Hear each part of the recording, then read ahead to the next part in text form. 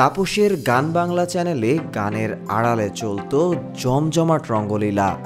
দেশি বিদেশি তারকা ও শিল্পীদেরকে ব্যবহার করা হতো প্রভাবশালী ব্যবসায়ী, কূটনৈতিক ও রাজনীতিবিদদের মনোরঞ্জনের জন্য। গুলশান বনানীর বিভিন্ন স্কট বাণিজ্যের হোতা এই কৌশিক হাসান তাপস। দেশের একমাত্র বিশেষায়িত সঙ্গীত চ্যানেল গান বাংলা।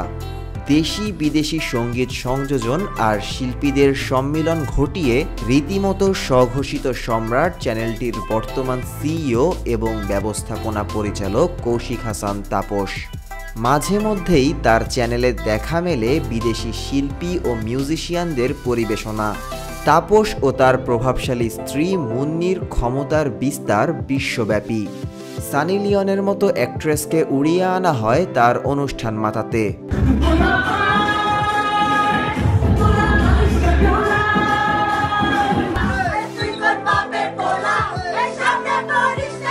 অভিযোগ আছে, গান, আড্ডা, অনুষ্ঠানের আড়ালে সঙ্গীতের এই চ্যানেলটিতে রমরমা আসর বসে মদ আর স্কটদের।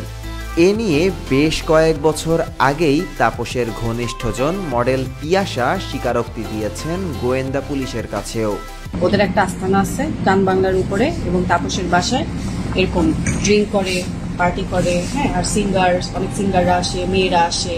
গান বাংলার যে তাপস বাইরে থেকে মানে ফরেনার যে ইয়েগুলো আনে, আর্টিস্ট আনে, ওদেরকেও মানে সাপ্লাই দেয়। পলিটিক্যাল একটা ব্যাকগ্রাউন্ড আছে। গান বাংলায় যাতায়াত করা নায়িকা পরিমণিও ঢাকায় 3 মডেল নায়িকার এমন কর্মকাণ্ডে জড়িত থাকার কথা জানিয়েছেন গণমাধ্যমকে।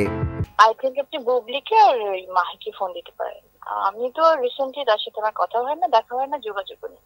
এই দুজনের কাছে জানতে পারেন, কারণ নায়িকা হিসেবে ওনাদের আসা যাওয়া এখন মানে ইদানিং খুব বেশি আমিও দেখেছি। হয়তো আপনারা নজর করলে আপনারাও দেখতে পারবেন।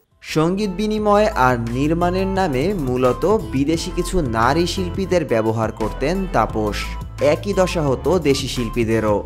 নিজের বিলাসী জীবনযাপন, ক্ষমতা আর প্রভাব বৃদ্ধি করতে তাপস মুন্নি দম্পতি টার্গেট করতেন ব্যবসায়ী ও রাজনীতিবিদদের। তাদের সাথে সখ্যতা গড়ে তুলতে দাবার চাল হিসেবে ব্যবহার করতেন কখনো বিদেশি, আবার কখনো দেশি তারকা, মডেল ও সঙ্গীত শিল্পীদের। তাপসের বিরুদ্ধে বিবাহ বহির্ভূত সম্পর্ক নিয়ে তার স্ত্রী সম্প্রতি ঢাকাই সিনেমার 2 নায়িকার সাথে প্রেমের অভিযোগ করে সামাজিক মাধ্যমে জানানো দিয়েছিলেন। আমি ভিডিও লাইভ করতে বলছি তাপসকে, যাও সেখানে আমি জানি বুঝলি আর বাথরুম থেকে বেরোতে পারবো। তাছাড়া লুকার ছিল, সে বাথরুম থেকে বের হয়েছে।